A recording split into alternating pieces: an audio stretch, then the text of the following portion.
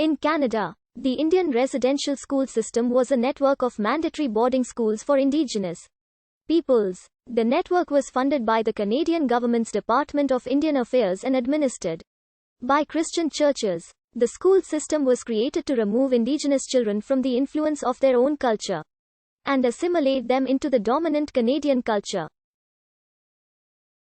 42 Over the course of the system's more than 100-year existence, around 150,000 children were placed in residential schools nationally.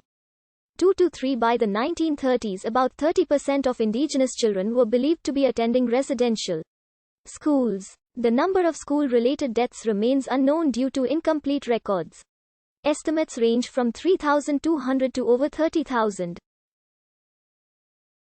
The system had its origins in laws enacted before Confederation, but it was primarily active from the passage of the Indian Act in 1876. An amendment to the Indian Act in 1894 made attendance at day schools, industrial schools, or residential schools compulsory for First Nations children. Due to the remote nature of many communities, school locations meant that for some families, residential schools were the only way to comply. The schools were intentionally located at substantial distances from Indigenous communities to minimize contact between families and their children. Indian Commissioner Hyder Reid argued for schools at greater distances to reduce family visits, which he thought counteracted efforts to assimilate Indigenous children. Parental visits were further restricted by the use of a pass system designed to confine Indigenous peoples to reserves. The last federally operated residential school, Gordon's Indian Residential School in Punnichi, Saskatchewan, was closed in 1996. Schools operated in every province and territory with the exception of New Brunswick and Prince Edward Island. The residential school system harmed Indigenous children significantly by removing them from their families, depriving them of their ancestral languages, and exposing many of them to physical and sexual abuse.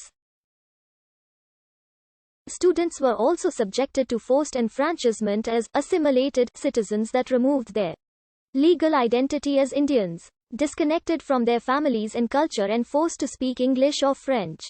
Students who attended the residential school system often graduated being unable to fit into their communities but remaining subject to racist attitudes in mainstream Canadian society. The system ultimately proved successful in disrupting the transmission of Indigenous practices and beliefs across generations.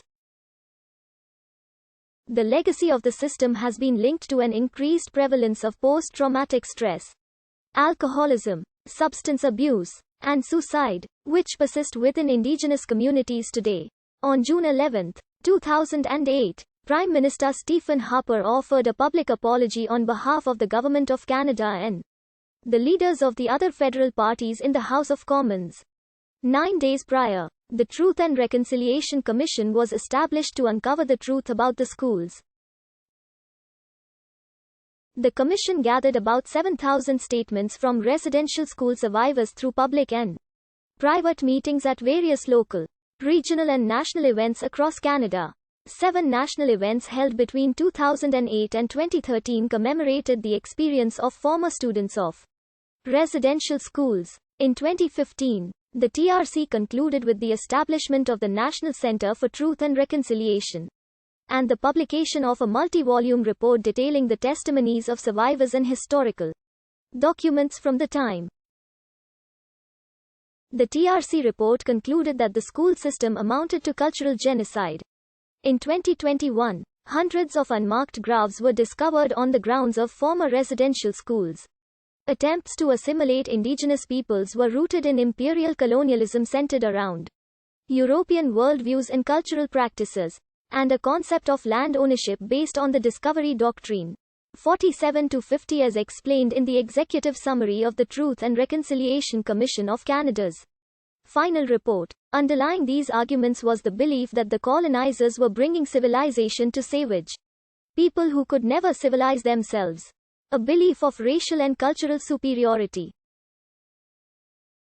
Quote, 50 assimilation efforts began as early as the 17th century with the arrival of French missionaries in New France. They were resisted by Indigenous communities who were unwilling to leave their children for Extended periods. The establishment of day and boarding schools by groups including the Recollets, Jesuits and Ursulines was largely abandoned by the 1690s.